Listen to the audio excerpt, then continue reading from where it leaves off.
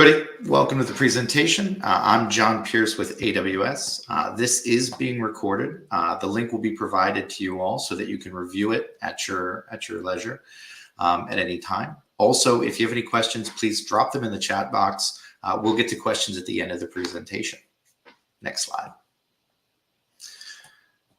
And there we go. A little bit about myself. My name is John Pierce. I'm a recruiter here at AWS. I am rounding 3 years with AWS, 13 total years of talent acquisition in the cleared and commercial space. Currently, I focus on data centers, and that's technical or facilities maintenance roles. And again, cleared or commercial for those data centers. I am also a Hiring Our Heroes host for SkillBridge as well. For fellowships. Next slide. To give you a general overview of AWS, we are a cloud service provider. We are the world's most comprehensive and broadly adopted cloud platform. You may have heard of others. We're not going to talk about those. But we've pioneered cloud computing, and we continue to innovate that, which is one of the reasons that we're looking for some of the best and brightest to join our team. Next slide. We do have a focus on diversity, inclusion, and equity. It's part of the culture here at AWS. To go along with that, and as it relates to you all, we did in 2022 pledge to hire 45,000 military veterans. We crushed that goal in year one, and then reset the goal to 100,000 by 2025, which we actually exceeded in July of 2023. The new goal is pending, so stand by for that. But we are committed to hiring veterans and spouses through a lot of different partnerships and retraining or upskilling programs. We do also have multiple affinity groups for military spouses and transitioning service members or active duty service members as well. We do charitable giving, and we have returnship programs. Next slide. A question that I get a lot is, where do I find roles and where do I apply? So I would say as service members, there are 4 general ways that you can get to or apply to positions here with Amazon as a company or AWS specifically. The first is going to be the veteran and spouse homepage. That's going to be amazon.jobs/en/military.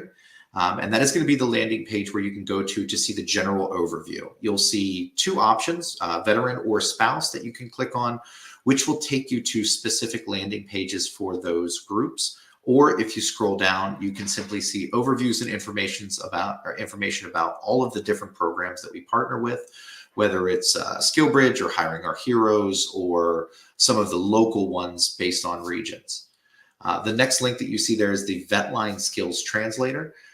That is, if you're struggling to understand how your experience directly translates to what Amazon or AWS does as a whole, follow that link, enter in, your MOS, years of experience, your current rank, and a clearance level. And it'll actually show you the roles that prior service members that have been hired with us, whether it's with Amazon or AWS, where they've landed, job level, and the job type that they've seemed to land in most effectively.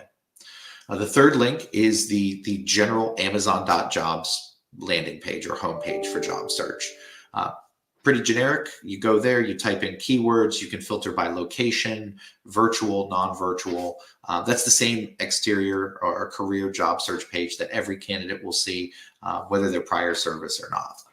And the fourth link is kind of focused on the business that I support. That is our clear job search page.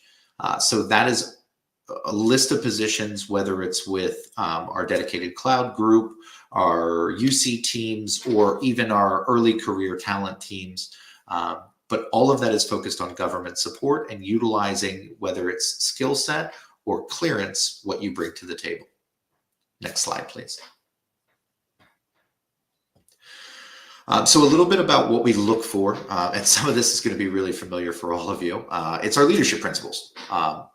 Those leadership principles are focused on kind of the core operating guidance, whether it's customer obsession or ownership or invent and simplify. These are the tenets that drive our way of doing things. So one of my favorite ones is bias for action. Don't stand around waiting for someone to tell you what to do. Identify the problem, find the solution, implement. But these are going to relate to not just job performance and expectations, but also that'll play into the questions that we ask you in our behavior-based questions during the interview process. Most of these, again, are leadership principles that you probably already possess through your service, or just naturally based on who you are. Next slide, please. I want to thank everybody for joining. We are going to open it up here for questions in a second, but I do want to let everybody know that there is going to be another webinar on February 28th, and we will have two graduates, Alex Clift and Jake Devlin, will be joining one of my team members to talk about other parts of opportunities or other opportunities here at Amazon. All righty. First question. Let's see. I've applied for a few jobs and not had any callbacks. What can I do to increase my chances? First, the simplest way that I can respond to that is make sure that your resume is tailored to the job that you're applying for, and try to avoid leaving a lot up to assumptions. So if you are applying for a facilities engineer role and you have 7 years of that, make sure that that 7 years is listed throughout your resume, and make sure that you're calling it out as facilities maintenance, management, or troubleshooting. The other thing that I will say is be persistent. A lot of folks get very frustrated with how long it takes to get into a company, whether it's Amazon or any major tech company or any major company in the world. The industry average is 5+ applications. And that doesn't mean you just fire off 5 applications at one time. That means you are applying 5 separate dates to different jobs before you get into a position. And that's industry average, which means sometimes it's going to be higher, sometimes it's going to be lower. But if you're tailoring your resume to the role that you're applying for, and you're making sure that you meet all of the basic qualifications, those things can help increase your chances of success. The other thing that I would say is utilize LinkedIn. If you have connections that work at that company, reach out to them, leverage them. It's not, sometimes there's a negative perception or feeling about reaching out to friends or family members that have positions with certain companies. Don't hesitate. That's why they're your friends and their family, because you all, have matched up, whether it's experience-wise or career-wise or personality-wise. They're going to be a huge advocate and also a benchmark. If they're successful in that company and you get along with them, you will probably possess the same leadership principles or experience or background that they do, which would mean you would probably be successful as well. All right. Let's see here. My skill set does not necessarily transfer to civilian life. How do I set out my resume so that it outlines my full experience and abilities? This is a good one, especially for folks that have particular skill sets that it's tough to write about in a professional resume. My advice there is generalize your experience as it relates to kind of a corporate environment.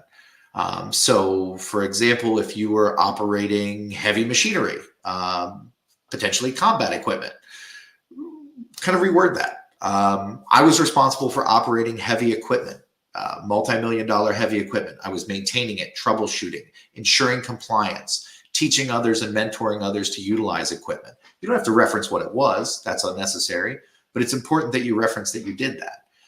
If you were leading a team of people doing activities, operations management, responsible for managing and leading team operations in multiple locations across the world.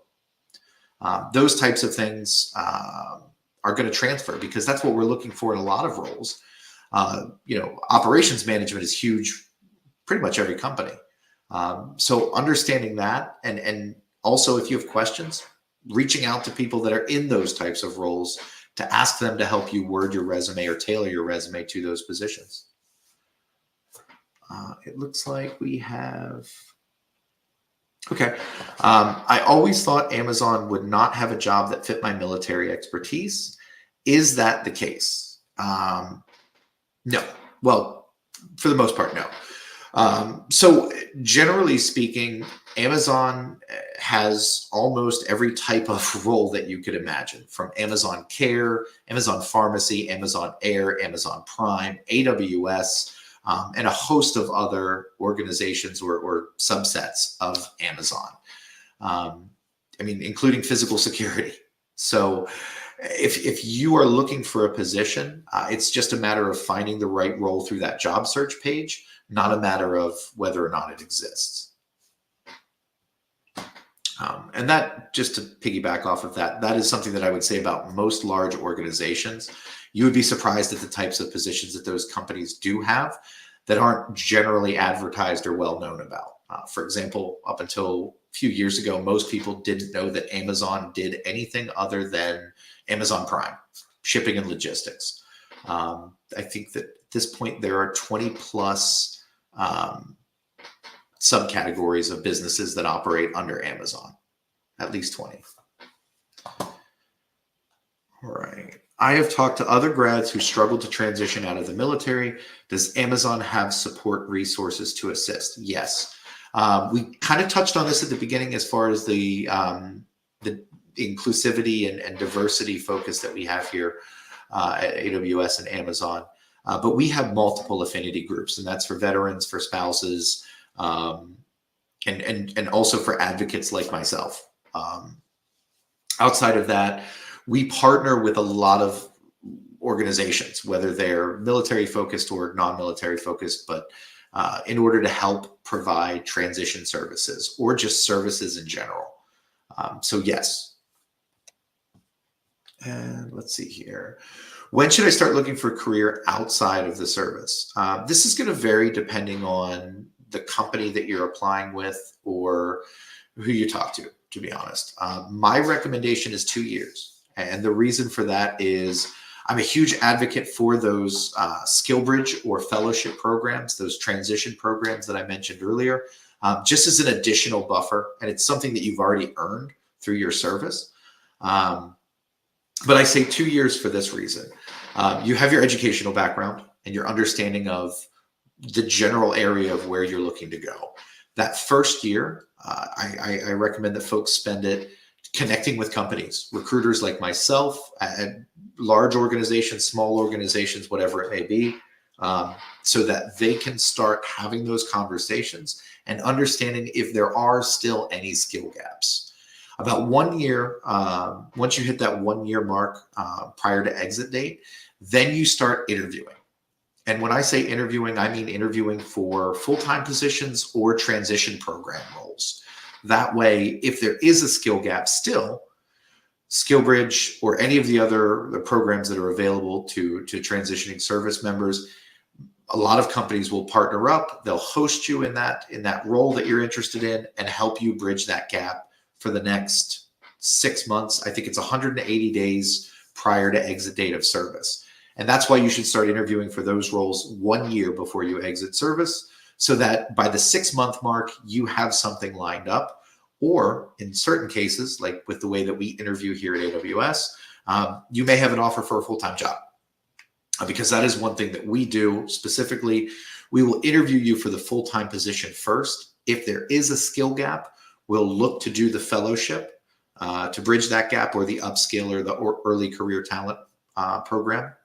If there isn't a gap, we will just offer you that job and hold it for that 6 months or until exit date.